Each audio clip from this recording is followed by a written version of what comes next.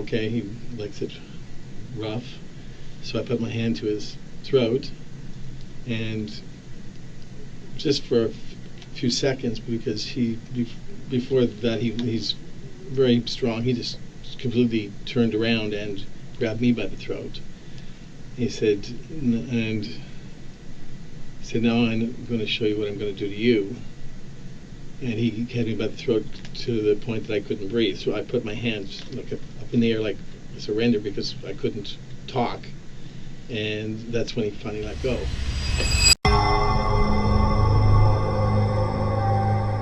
Sa pagitan ng taong 2010 hanggang 2017, 8 kalalakihan ang misteryosong nawala na parang bula sa Toronto, Canada.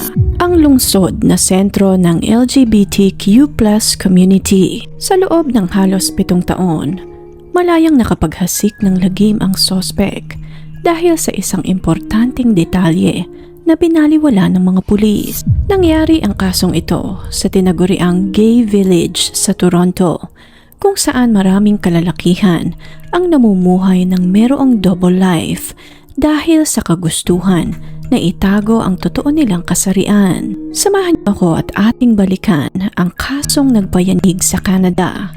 Ito ang kaso ni Bruce McArthur. Sa loob ng maraming dekada, kinilala ang Toronto, Canada bilang isa sa pinakaligtas at progresibong lungsod sa buong mundo.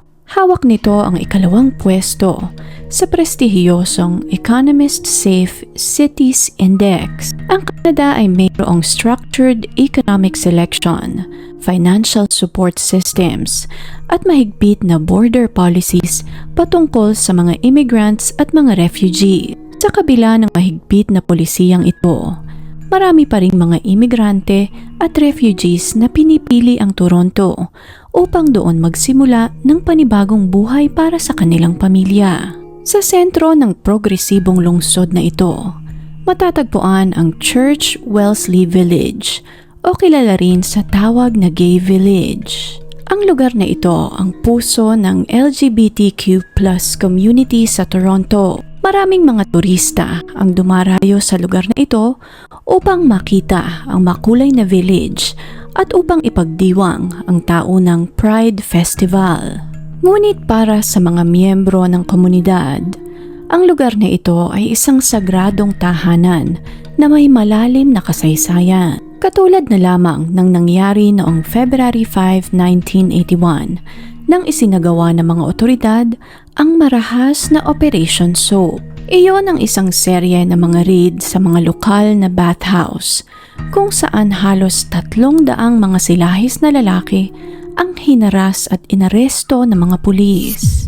Ang trahedyang ito ay nagbunga ng malaking kilos protesta sa mismong lansangan ng Church at Wellesley na siyang naging mitya upang isilang ang tanyag na Pride Toronto movement na kilala natin ngayon. Sa halip na matakot, ipinakita ng buong komunidad na ang lugar na iyon ay hindi basta-basta mabubuwag.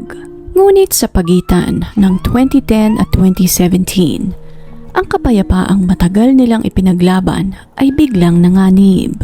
Unti-unting nawala ang kapayapaan sa Church Wellesley Village nang isa-isang naglaho ang mga kalalakihan sa lugar. Karamihan sa mga lalaking nawala ng mga panahong ito ay mga refugees at mga bagong migrante na naghahangad ng magandang kinabukasan para sa kanilang pamilya. Lahat sila ay naglaho na parang bula at walang iniwan na kahit na anong bakas. Hanggang sumapit ang Enero ng taong 2018, nabigyang mukha rin ang kinatatakutan nilang halimaw. Ang lalaking ito ay kinilalang si Thomas Donald Bruce McArthur o mas kilala rin sa tawag na Bruce. Sa paningin ng karamihan, isa lamang siyang 66 years old na landscaper sa kanilang lugar. Masayahin, mabait at madaling pakisamahan. Malimit din itong mag-volunteer bilang Santa Claus sa mga malls tuwing sasapit ang Kapaskuhan upang magpasaya ng mga bata. Ngunit sa likod ng mga ngiti ni Bruce, nagtatago ang mukha ng isang mamamatay tao. Si Bruce MacArthur ay isinilang noong October 8, 1951 sa bayan ng Lindsay, Ontario, Canada. Isang tahimik na pamayanan kung saan halos magkakilala ang lahat ng mga residente. Konserbatibo at napakarelihiyoso ng pamilya ni Bruce. Ang kanyang ina na si Isley MacArthur ay isang debotong Katoliko, habang ang kanyang ama naman na si Malcolm MacArthur ay isang Presbyteriano. Bukod kay Bruce at sa kanyang nag-iisang kapatid, nagkaroon din ng mga foster children ang kanilang mga magulang. May mga pagkakataon na umabot ng halos 10 bata ang nakatira sa kanilang bahay. Dahil dito, lumaki si Bruce sa isang malaking tahanan na may napakahigpit na disiplina. Habang lumalaki, naramdaman ni Bruce na iba ang kanyang nararamdaman, na para bang mas tumitibok ang kanyang puso sa kapwa niya lalaki. Subalit ng mga panahong iyon, ang katotohanan ito ay isang malaking sumpa, lalong-lalo na sa isang maliit, liblib at konserbatibong komunidad katulad ng kanyang pinanggalingan, na ang pagiging isang bakla ay itinuturing na napakalaking kasalanan at sakit sa lipunan. Para makaligtas sa diskriminasyon, pinili ni Bruce na ibaon sa limot at itago na lamang ang kanyang tunay na sexualidad. Sinubukan niyang magkunwari at mamuhay ayon sa ekspektasyon at standard ng kanyang pamilya. Nang tumuntong ng high school, nakilala niya ang dalagang si Janice Campbell. Ang kanilang pagtitinginan ay humantong sa kasalan at kalaunan ay nabiyayaan sila ng 2 anak. Sa loob ng maraming taon, tila nagtagumpay si Bruce sa kanyang pagpapanggap. Naging normal at maayos ang kanilang buhay. Nagtrabaho siya bilang isang traveling salesman para sa iba't ibang garment companies. At dahil nga sa kanyang propesyon, madalas siyang bumabiyahe sa iba't ibang sulok ng Ontario, malayo sa mapanghusgang mga mata ng kanyang mga kakilala. Sa kanilang pamayanan, aktibo rin siya sa simbahan at kilala bilang isang responsable, mapagmahal at ulirang haligi ng tahanan. Ngunit lahat ng ito ay pagbabalat kayo lamang. Sa likod ng magandang imahe ay nagsusumigaw pa rin ang totoo niyang pagkatao. Pagsapit ng dekada 90, hindi na kinaya pa ni Bruce na itago ang katotohanan. Kaya't inamin niya sa kanyang asawa ang totoo niyang sexualidad. Sa kabila ng mabigat na revelasyong iyon, pinili nilang mag-asawa na magsama pa rin sa iisang bubong, alang-alang sa kanilang mga anak. Subalit tila ayaw nang umayon sa kanya ng kapalaran dahil doon na rin nagsimula na gumuho ang kanilang kabuhayan. Natanggal siya sa trabaho at unti-unting nalubog sa pagkakautang. At hindi nga nagtagal, kinailangan na rin niyang mag-file ng bankruptcy. Kasabay ng matinding krisis na iyon sa kanilang buhay, tuluyan na ring bumagsak ang pundasyon ng kanilang tahanan. Hanggang sa huling bahagi ng dekada 90, formal nang naghiwalay sina Bruce at Janice. Ito ang naging simula ng panibagong yugto ng buhay ni Bruce. Lumipat siya sa Toronto at doon ay tuluyan na niyang niyakap ang kanyang tunay na pagkatao. Dito na naging madalas ang kanyang pagbisita sa Church Wellesley Village. Nakilala siya sa lugar na ito bilang isang mabait at walang kamuwang-muwang na matanda. Kasabay nito, nagtayo rin siya ng sarili niyang landscaping business na tinawag niyang artistic design. Dahil sa kanyang dedikasyon at kasipagan, marami ang nagtiwala at mabilis siyang nakakuha ng mga kliyente. Karamihan sa mga ito ay mga residente ng mayayamang subdibisyon sa lungsod na iyon. Bilang isang landscaper, naging routine na ni Bruce na maghukay ng lupa, magtanim ng mga halaman at mag-ayos ng malalaking decorative planters sa iba't ibang bakuran. Para sa kanyang mga kliyente, lahat ng ginagawa ni Bruce ay parte lamang ng kanyang trabaho bilang isang landscaper. Subalit ang hindi nila alam, sa loob ng malalaking planter boxes na iyon ay nakatago ang 8 sikreto na talaga namang gugulantang sa buong mundo. Isa sa mga naging kliyente ni Bruce ay ang pamilyang naninirahan sa 95 Mallory Crescent. Kapalit ng libreng pag-aalaga ng kanilang hardin, pinayagan nila si Bruce na gamitin ang isang bahagi ng kanilang bakuran bilang imbakan ng kanyang mga kagamitan sa landscaping. Doon niya itinatabi ang mga sako ng lupa, mga paso at iba pang materyales sa kanyang paghahalaman. Nang mga panahong iyon, walang sino man sa kanyang mga kliyente ang may dahilan upang siya ay pagdudahan. Ang hindi nila alam ay doon mismo isinasagawa ni Bruce ang kanyang operasyon upang maitago ang mga krimen na kanyang ginawa. Ang una niyang naging biktima ay ang 40 anyos na lalaking si Skandaraj Skanda Navaratham. Si Skanda ay nagmula sa Sri Lanka at lumipat ng Canada bilang isang refugee. Nag-aral siya sa University of Toronto at kalaunan ay nagtrabaho sa Ryerson University. Noong gabi ng September 5, 2010, nagpunta ito sa Church Wellesley Village upang makipagkita sa ilang kaibigan. Madaling araw ng September 6 siya huling nakitang buhay na paalis ng isang nightclub. Nang hindi siya umuwi, kaagad na nag-alala ang kanyang pamilya at mga kaibigan dahil hindi kailanman ugali ni Skanda na maglaho ng walang paalam. Inimbestigahan ng mga pulis ang kanyang pagkawala, ngunit wala din itong pinatunguhan. Dumaan ang 2 taon bago palubusang na imbestigahan ng mga pulis ang kaso.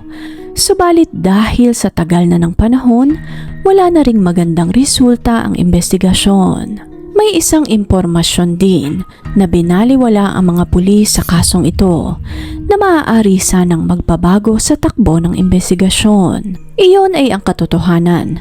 Nakakilala pala ni Skanda si Bruce. Minsan na rin itong nagtrabaho sa landscaping business nito, subalit binaliwala lamang ito ng mga pulis. Nang sumapit ang December 29, muli na namang umatake si Bruce. Nakilala naman niya ang 42 anyos na lalaking si Abdul Basir Faizi. Isa rin itong imigrante mula sa Afghanistan na lumipat sa Canada upang itaguyod at bigyan ng magandang kinabukasan ang kanyang asawa at 2 anak. Nagtrabaho ito bilang isang machine operator. At katulad ng sitwasyon ni Bruce noong una, hindi rin alam ng pamilya ni Abdul Basir ang katotohanan sa kanyang kasarian. Nang gabing iyon, nagpaalam siya sa kanyang asawa na makikipagkita lamang sa isang kaibigan, subalit hindi na siya nakauwi pa ng buhay. Inimbestigahan ng mga pulis ang kanyang pagkawala at makalipas lamang ang ilang araw, natagpuan nila ang sasakyan nito na inabando na lamang sa isang liblib na lugar. Dahil bulag ang kanyang pamilya sa totoo niyang kasarian, hindi rin matukoy kung saan siya huling nagpunta at dahil nga dito, wala ring pinatunguhan ang investigasyon. 2 lalaki na ang naglaho sa loob lamang ng iisang taon, parehong miyembro ng LGBTQ+ community at parehong may koneksyon sa Church Wellesley Village. Subalit sa halip na pagdugtungin ang mga tuldok, magkaibang police divisions ang humawak sa bawat investigasyon. Dahil sa kawalan ng komunikasyon, hindi agad napansin ng otoridad ang pattern na bumabalot sa mga kasong ito. Nang sumapit ang October ng taong 2012, 2 lalaki pa ang misteryosong nawala. Una ay ang lalaking si Mahid Kayhan na isa ring refugee mula sa Afghanistan. Huli siyang nakitang buhay noong October 14, 2012. Nang pasukin ng mga pulis ang kanyang apartment, wala silang nakitang senyales ng sapilitang pagpasok. Maayos ding nakasalansan lahat ng kanyang gamit sa kanyang bahay. Ang tanging nakatawag ng pansin ng mga pulis ay ang mga alaga nitong ibon. Patay na ang mga hayop nang dumating sila sa apartment ng biktima. Ayon sa mga anak ni Mahid, mahal na mahal ng kanyang ama ang kanyang mga alaga at hinding-hindi ito aalis nang hindi nasisiguro na maayos ang lagay ng mga ibon, na may pagkain ang mga ito at tubig. Nang mga puntong iyon, alam niyang may masamang nangyari sa kanyang ama. Dahil sa lumalaking pangamba at pressure mula sa takot na komunidad, nagpasya sa wakas ang Toronto Police na bumuo ng isang espesyal na task force na tinawag na Project Houston. Ang layunin ng operasyon na ito ay muling suriin ang mga kaso ni Skanda Navaratnam, Abdul Basir Faizi at Mahid Kayhan upang malaman kung may koneksyon ba ang mga kasong ito at kung maaari bang iisang tao lamang ang gumagawa ng krimen. Ngunit ang hindi alam ng publiko, nagsimula ang Project Houston hindi lamang dahil sa kaso ng mga nawawalang lalaki, kundi dahil na rin sa isang tip na natanggap ng Toronto Police galing sa Switzerland. Ayon sa impormasyong ipinasa sa mga otoridad, may isang underground online group na sangkot di umano sa mga mararahas na sexual fantasies at mga taong kumakain ng mga tao. Sa pagsisiyasat ng mga pulis sa grupong ito, isang pangalan ang unang lumitaw. Iyon ay ang pangalan ng lalaking si James Alex Brunton. May mga clue na nagsasabing maaaring may kinalaman ang lalaking ito sa pagkawala ng mga biktima. Ngunit nang isailalim sa pagsusuri, napatunayan ng mga pulis na wala itong koneksyon sa pagkawala ng mga kalalakihan sa Church Wellesley Village. Habang sinusundan ng mga investigador ang mga digital evidence, may isang partikular na online account silang napansin noong 2013 na gumagamit ng alias na Silver Fox 51. Dito na nila natuntun na ang account na ito ay pagmamayari pala ni Bruce MacArthur, na isang simpleng landscaper sa kanilang lugar. Nang sumapit ang November 2013, inimbitahan ng mga pulis si Bruce para sa isang interview. Napag-alaman ng mga pulis, nakilala pala ni Bruce ang mga lalaking nawawala. Inamin nito na naging kasintahan niya ang lalaking si Skanda Navaratnam at naging tauhan niya pa nga ito sa kanyang landscaping business. Subalit sa hindi maipaliwanag na kadahilanan, binaliwala lamang ito ng mga pulis. Hindi rin pinansin ng mga pulis ang dating record ni Bruce kung saan inatake nito ang isang lalaki noong 2001. Dahil sa kawalang interes ng otoridad, pinakawalan nila si Bruce at malaya itong nakabalik sa kanyang normal na pamumuhay. Nang sumapit ang taong 2014, dahil sa kawalan ng lead at bagong impormasyon, tuluyan ng isinara ng mga pulis ang Project Houston. Makalipas nga ang mahigit isang taon, nagsimula na naman ang pagkawala ng mga kalalakihan sa Church Wellesley Village. Dumagdag sa listahan ang 50 anyos na lalaking si Soroush Mahmoudi. Katulad ng mga nauna, isa rin itong refugee na nagmula naman sa Iran. Kaparehas ng mga naunang kaso, wala ring pinatunguhan ang investigasyon sa pagkawala ni Soroush.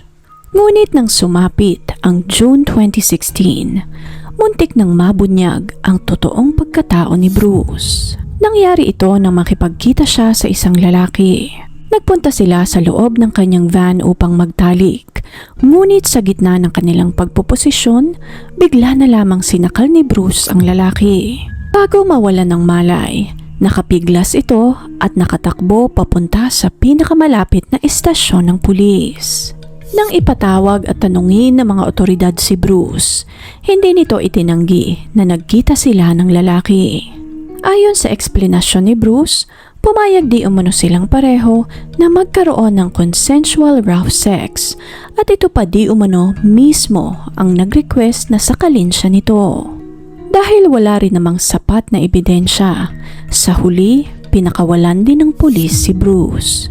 Ito na sana ang makakapaglutas ng kaso ng iba pang nawawalang lalaki, subalit binaliwala na naman ito ng mga pulis. Kaya't makalipas lamang ang ilang buwan, 2 lalaki pa ang nakatakdang mawala.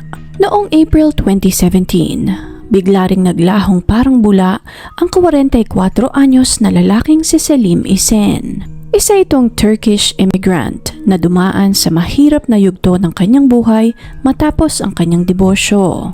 Nagkaroon siya ng problema sa droga at nagpalaboy-laboy sa lansangan.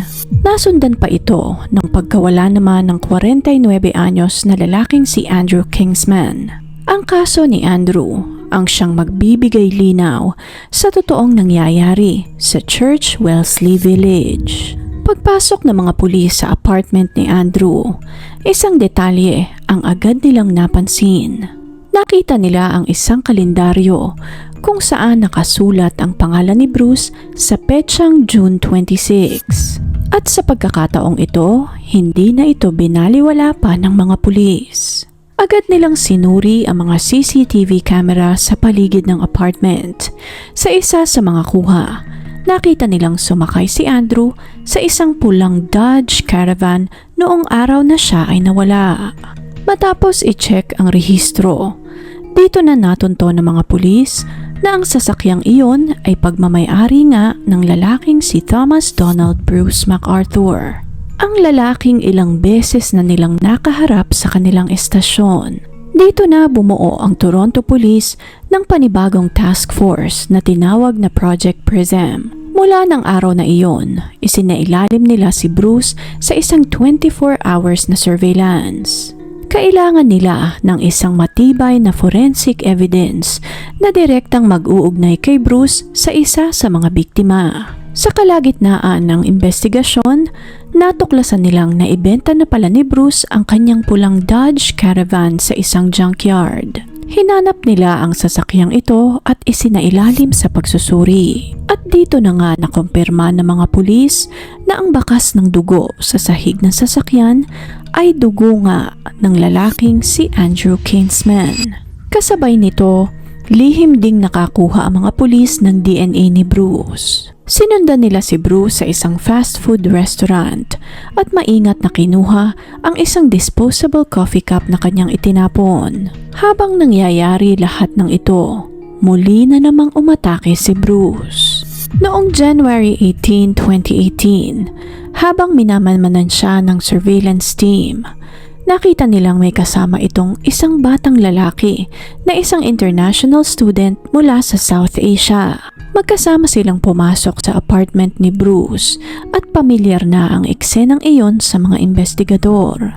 At bago pa nga mahuli ang lahat, nagdesisyon ang mga pulis na lusubin na ang apartment ni Bruce. Pagdating nila sa kwarto, tumambad sa kanila ang isang eksenang tila hango sa isang horror film. Nadatna nila ang batang lalaki na nakahandusay sa kama, halos hindi makagalaw dahil mahigpit na nakatali ang kanyang kamay at buong katawan.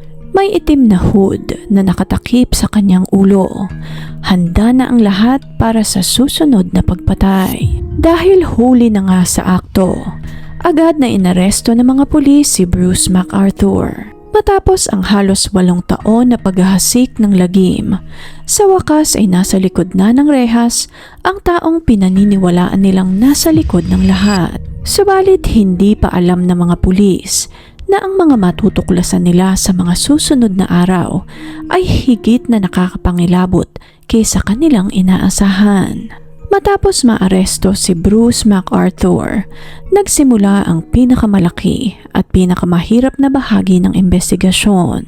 Isa sa mga unang lugar na muling binalikan ng mga pulis ay ang bakuran sa 95 Mallory Crescent. Sa gitna ng matinding taglamig, nagtayo ang mga pulis ng malalaking tent sa paligid ng bakuran upang maitago sa publiko at sa media ang isinasagawang paghuhukay. Halos araw-araw na nagtatrabaho ang mga forensic expert. Isa-isa nilang hinuhukay ang bawat bahagi ng nagyelong lupa, sinusuri ang bawat paso, at maingat na kinukolekta ang anumang ebidensya. At hindi nga nagtagal, tumambad ang isang nakakapangilabot na katotohanan. Sa loob ng ilang malalaking decorative planters, natagpuan ng mga investigador ang mga plastic bags na naglalaman ng mga putol-putol na bahagi ng katawan ng mga tao. Sinuyo din nila ang karatig na lugar at doon ay natagpuan nila ang napakarami pang ebidensya. Sa kabuuan, mahigit 1,800 na piraso ng buto at bahagi ng katawan ang na-recover ng forensic team. Naging napakahirap ng prosesong ito dahil marami sa mga labi ay magkakahalo na at putol-putol pa. Sa tulong ng mga forensic anthropologist, unti-unting lumabas ang resulta ng DNA. Nakumpirma nila na ang mga labing nakita sa mga planter boxes ay mga labi ni Skanda Navaratnam, Abdul Basir Faizi, Mahid Kayhan, Soroush Mahmoudi, Kirushna Kumar Kanagaratnam, Dean Lisawik, Selim Esen at Andrew Kinsman. Ngunit hindi pa doon nagtatapos ang kilabot na hatid ni Bruce. Nang suriin ng mga pulis ang computer at mga digital drive nito, natagpuan nila ang mga folders na naglalaman ng daan-daang litrato. Ang pinaka nakakahilakbot ay ang mga larawang kuha nito matapos ang mga pagpatay. Inayusan pa ni Bruce ang mga wala ng buhay na katawan ng kanyang mga biktima. Ang ilan ay binihisan niya ng mga mamahaling coats. Ang iba ay nilagyan ng sigarilyo sa bibig bago niya kinuhanan ng larawan. Ang mga larawang ito ay personal na trophy o alaala ng kanyang mga krimen. Dahil sa bigat at sarami ng ebidensya, naharap si Bruce MacArthur sa 8 bilang ng first-degree murder. Inasahan ng publiko ang isang mahaba at kontrobersyal na paglilitis sa pag-asang maririnig nila ang paliwanag ni Bruce. Ngunit hindi iyon nangyari. Noong January 29, 2019, halos 1 taon matapos siyang maaresto, nagdesisyon si Bruce na maghain ng guilty plea o umamin sa lahat ng 8 kaso. Sa kanyang pag-amin, hindi na kailangan pa ng isang mahabang trial. Subalit kasabay nito, hindi rin niya ipinaliwanag ang kanyang motibo. Hindi siya nagbigay ng salaysay at hindi rin niya sinabi kung paano niya pinili ang kanyang mga biktima. Sa halip na mahabang paglilitis, isinagawa ng korte ang isang 4 na araw na sentencing hearing.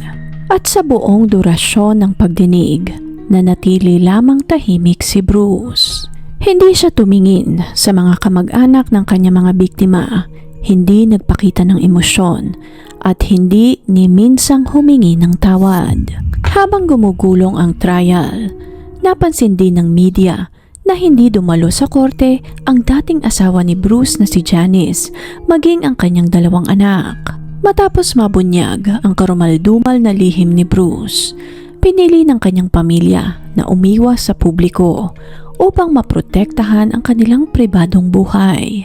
At noon ngang February 8, 2019, dumating na ang araw ng pinal na hatol.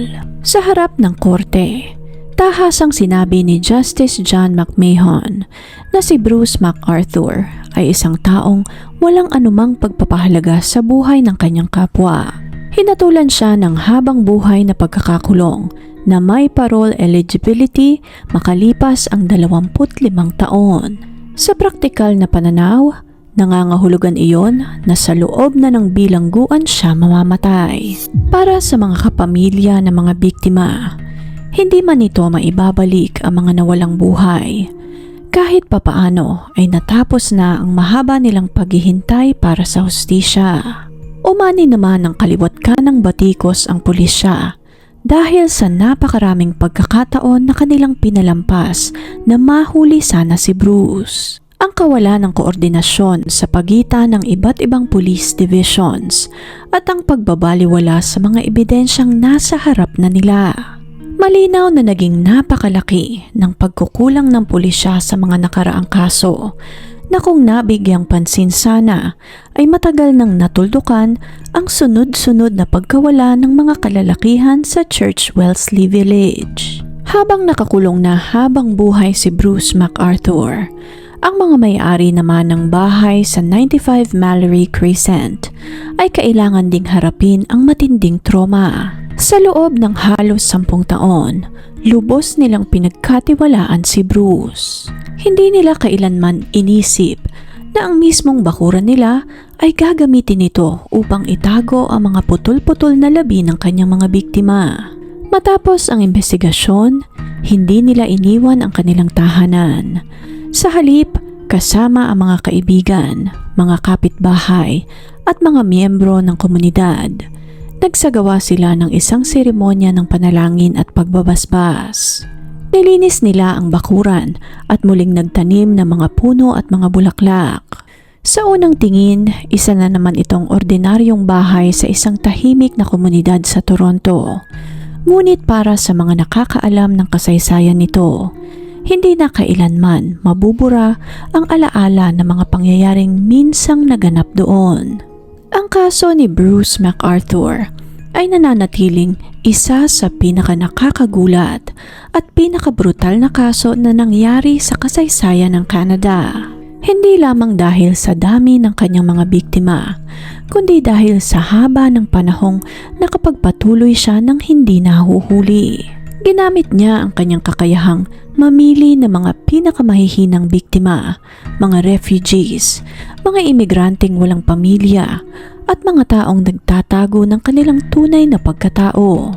Ang kasong ito ay nag-iwan ng mahalagang aral na hindi dapat baliwalain ang mga babala mula sa isang komunidad at ang hustisya ay hindi dapat nakabatay sa estado ng buhay, lahi o sexualidad ng isang tao. Ipinapakita din ng kasong ito na ang kasamaan ay hindi laging may nakakatakot na muka. Minsan nakangiti ito, magalang, mapagkakatiwalaan at maaaring ang taong pinakahuli mong paghihinalaan.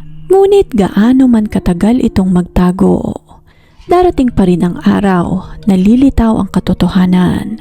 At kapag nangyari iyon, hindi lamang ang pangalan ng salarin ang maaalala ng kasaysayan, kundi pati ang mga pangalan ng kanyang mga biktima, mga buhay na hindi dapat kailanman makalimutan.